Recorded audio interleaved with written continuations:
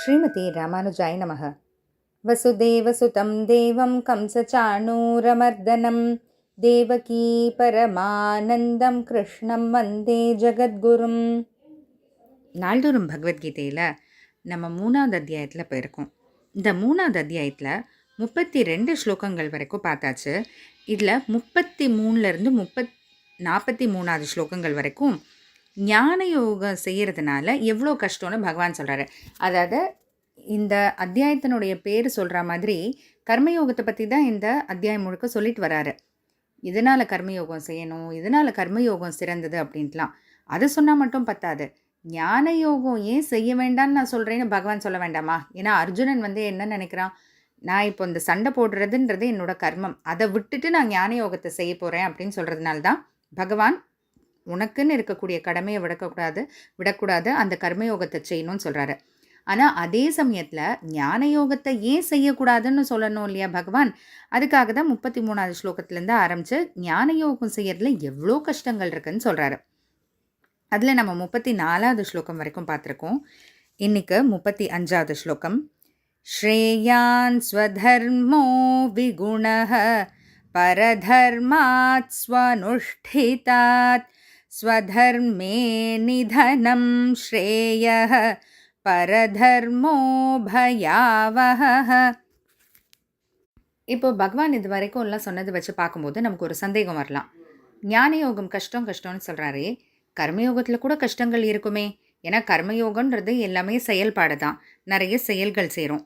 அப்போ அந்த செயல்கள் செய்யும்போது அதில் செய்ய வேண்டியது எதுலேருந்தோ தவறிட்டானாலோ இல்லைன்னா தப்பாக செஞ்சிட்டோனாலோ தவறாக செஞ்சிட்டோனாலோ அதனால பாவம் வருமே அப்படின்னு நமக்கு ஒரு சந்தேகம் வரலாம். அதனால எதுக்கு கர்மயோகம் மட்டும் எப்படி சிறந்ததுன்னு சொல்லலாம் அப்படின்ட்டா அதுக்கு பதில் தான் இந்த ஸ்லோகம். ஸ்வதர்மஹ, நமக்குன்னு விதிக்கப்பட்டிருக்கக்கூடிய தர்மம், நமக்குன்னு விதிக்கப்பட்டிருக்கக்கூடிய கர்மம் ஸ்வதர்மம், விகுணக குறையோடு செய்யப்பட்டிருந்தாலும், ஸ்ரேயான் மிக உயர்ந்ததுன்னு பகவான் சொல்லலை, மிக உயர்ந்ததுன்னு சொல்கிறாரு. அப்போது எதையோ விட இது மிக உயர்ந்ததுன்னு ஆயிடுது இல்லையா? எதை விட அப்படின்னு பார்த்தா ஸ்வனுஷ்டிதாத், 100% பூர்ணமாக அனுஷ்டிக்கப்பட்ட, பரதர்மாத் வேற ஒரு தர்மம், அதாவது நமக்கு விதிக்கப்படாத தர்மம் இந்த இடத்துல ஞான யோகத்தை விட சிறந்தது, அப்படி மிக உயர்ந்ததுன்னு பகவான் சொல்கிறாரு. அதாவது குறையோடு செஞ்சிருந்தாலும் தப்பு தவறுகளோடு செஞ்சிருந்தாலும் நமக்குன்னு விதிக்கப்பட்டிருக்கிற தர்மம் தான் சிறந்தது. எதை காட்டிலும் ரொம்ப பரிபூர்ணமாக தவறே இல்லாமல் செய்யப்பட்டிருக்கும் ஞான யோகத்தை விட அப்படின்ட்டு பகவான் சொல்கிறாரு. ஸ்வதர்மே, நம்மளுடைய தர்மமான கர்மயோகத்தில் இருந்துக்கிட்டே நிதனம், நம்ம மரணம் அடைஞ்சிட்டாலும் அது சிறந்தது தான். எதனால் அப்படின்னு பார்த்தா, ஏன்னா நமக்குன்னு விதிக்கப்பட்டிருக்க தர்மத்தை நம்ம செய்கிறோம் இல்லையா? அதனால் அதை செஞ்சுக்கிட்டே வரும்போது இந்த பிறவியோட முடிவில் நம்ம மரணம் அடைஞ்சிட்டாலும் அடுத்த பிறவி எடுக்கும்போது நம்ம எந்த இடத்துல விட்டோமோ அதுலேருந்து வரா மாதிரி தான் பகவான் நமக்கு பிறவி கொடுக்குறாரு. அதனால இது சிறந்ததாயிடுது.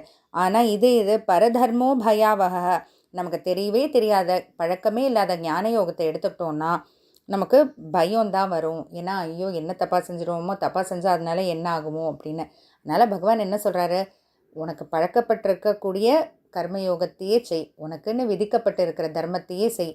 ஏன்னா அது பல ஜென்மங்களாக செஞ்சு உனக்கு பழக்கம் இருக்கிறதுனால ஏதோ தப்பு தவறு இருந்தாலும் இந்த பிறவியோட முடிவுக்கு பிறகு அடுத்த பிறவி எடுக்கும்போது நீ விட்ட இடத்துலேருந்து திரும்ப எடுத்துகிட்ருக்க மாதிரி தான் ஒரு பிறவி கொடுப்பேன். அதனால் கர்மயோகமே சிறந்தது, உனக்குன்னு விதிக்கப்பட்டிருக்கிற தர்மமே சிறந்ததுன்ட்டு பகவான் சொல்கிறாரு. அடுத்து அர்ஜுனன் நம்ம மனசில் இருக்கக்கூடிய கேள்வி ஒன்று நமக்காக கேட்குற மாதிரியே கேட்குறாரு. ரொம்ப முக்கியமான ஸ்லோகம் பார்ப்போம். ஜெய்